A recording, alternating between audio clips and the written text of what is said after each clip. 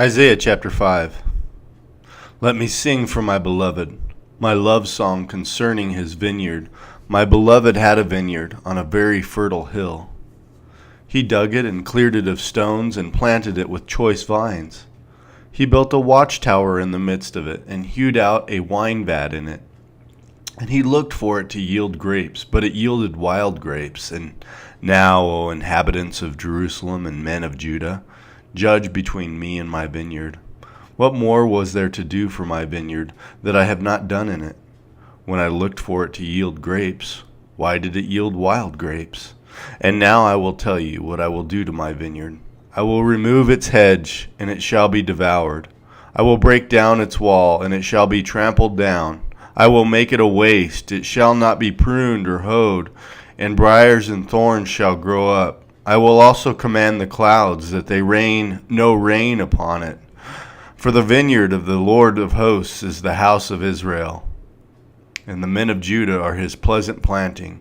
And he looked for justice, but behold bloodshed, for righteousness, but behold an outcry. Woe to those who join house to house, who add field to field until there is no more room, and you are made to dwell alone in the midst of the land.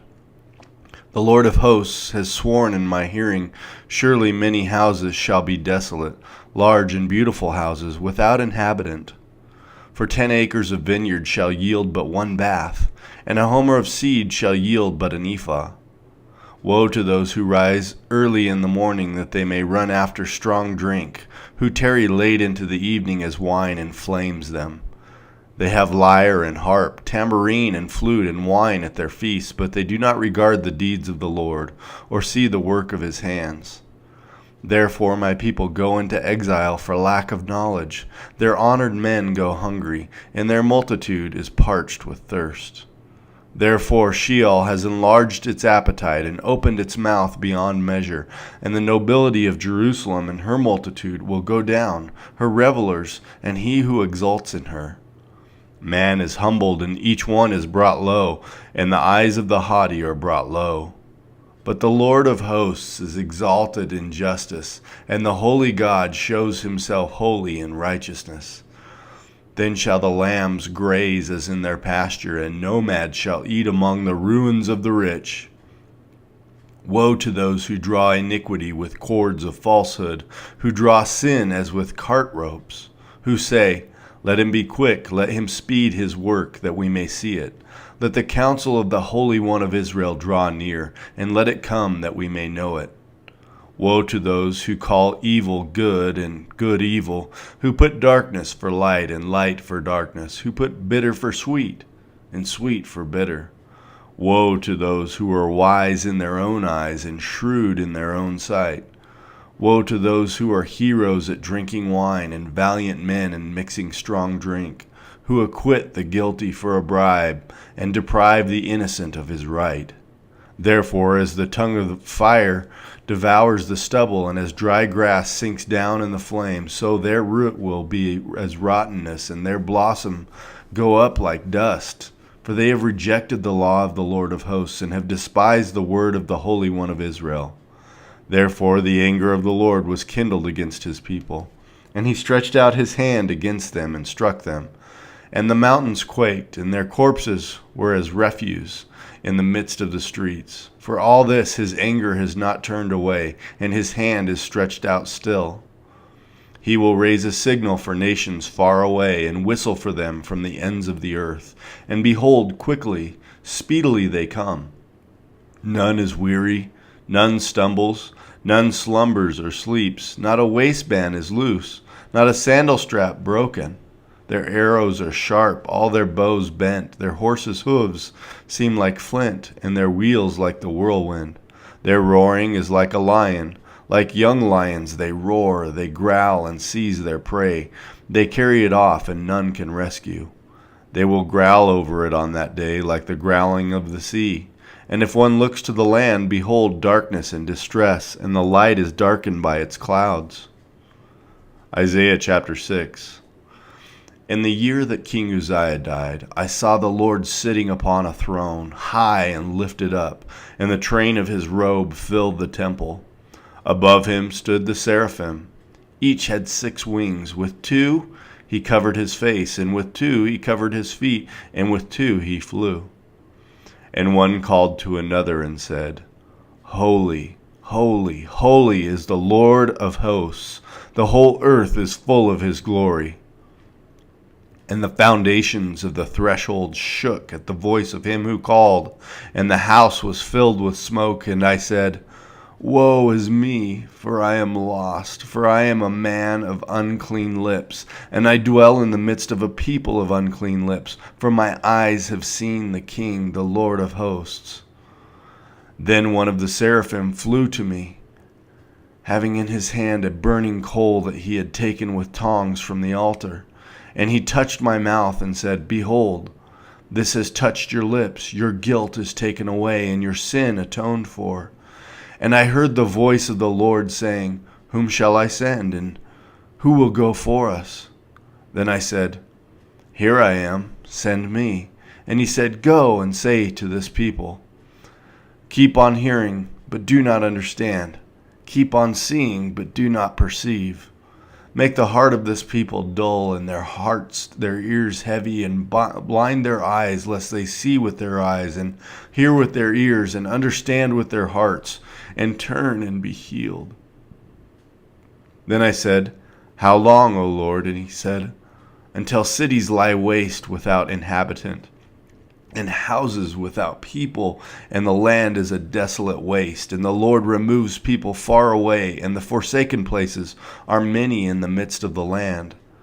And though 1/10 remain in it, it will be burned again, like a terebinth or an oak, whose stump remains when it is felled. The holy seed is its stump. Isaiah chapter 7.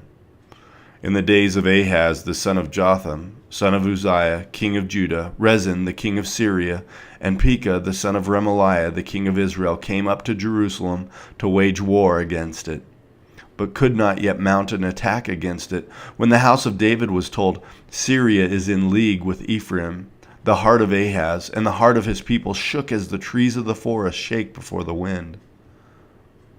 And the Lord said to Isaiah, Go out to meet Ahaz, you and Shear-Jashub your son, at the end of the conduit of the upper pool of the highway to the washer's field, and say to him, Be careful, be quiet, do not fear, and do not let your heart be faint because of these 2 smoldering stumps of firebrands at the fierce anger of Rezin and Syria and the son of Remaliah. Because Syria with Ephraim and the son of Remaliah has devised evil against you, saying, Let us go up against Judah and terrify it, and let us conquer it for ourselves, and set up the son of Tabeel as king in the midst of it. Thus says the Lord God, It shall not stand, and it shall not come to pass, for the head of Syria is Damascus, and the head of Damascus is Rezin, and within 65 years Ephraim will be shattered from being a people. And the head of Ephraim is Samaria, and the head of Samaria is the son of Remaliah. If you are not firm in faith, you will not be firm at all. Again the Lord spoke to Ahaz, Ask a sign of the Lord your God. Let it be deep as Sheol or high as heaven. But Ahaz said, I will not ask, and I will not put the Lord to the test. And he said, Hear then, O house of David, is it too little for you to weary men, that you weary my God also? Therefore the Lord himself will give you a sign. Behold, the virgin shall conceive and bear a son, and shall call his name Emmanuel. He shall eat curds and honey when he knows how to refuse the evil and choose the good. For before the boy knows how to refuse the evil and choose the good, the land whose 2 kings your dread will be deserted. The Lord will bring upon you and your house, your people, and upon your father's house, such days as has not come since the day that Ephraim departed from Judah, the king of Assyria. In that day the Lord will whistle for the fly that is at the end of the streams of Egypt, and for the bee that is in the land of Assyria.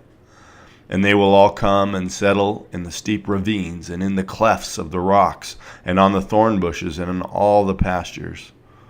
In that day the Lord will shave with a razor that is hired beyond the river, and with the king of Assyria the head and the hair of the feet.